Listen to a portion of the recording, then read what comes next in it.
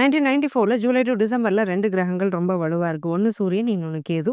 ராகுவுமே துலாம்க்கு பெயர்ந்துடுறாரு. கேது மேஷத்துக்கு வந்துடுறாரு. மேஷத்துல கேது அதிகமான உச்ச பலன அடைவாரு. கேதுவுக்கு உச்சமோ, ஆட்சியோ கிடையாது. அந்த கேதுவுடைய பலம், ஸ்ட்ரென்த் அப்படிங்கிறது அந்த மேஷ வீட்ல ரொம்ப அதிகமா இருக்கும்.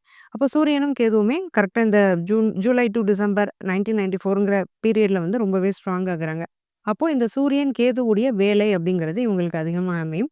1994ல செகண்ட் ஹால்ஃப்ல பொறந்தவங்களுக்கு ஏனோ ஐடி அவ்வளவா செட் ஆகாது. இவங்க ஒரு வேள ஐடி, கம்ப்யூட்டர் சயன்ஸே படிச்சிருந்தாலும், "ஏன்டா வேலைக்கு போறோம்?" அப்படின்னு ஐடி செக்டார்க்குள்ள போயிட்டுருப்பாங்க.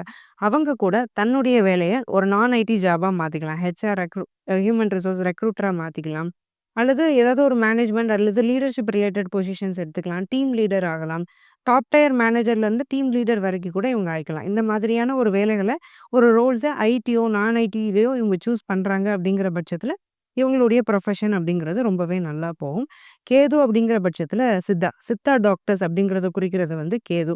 அதே மாதிரி ரீசர்ச் பிளானட் கேதுன்னு சொல்லுவோம். பிஹெச்டி பண்றது, ஆர்&டில இருக்கிறது, ரிசர்ச் அண்ட் டெவலப்மெண்ட் செக்டார்ல எந்த கம்பெனியில வேணாலும் இருக்கிறது. இந்த மாதிரியான ரோல்ஸ் வந்து இவங்களுக்கு சூட் ஆகும்.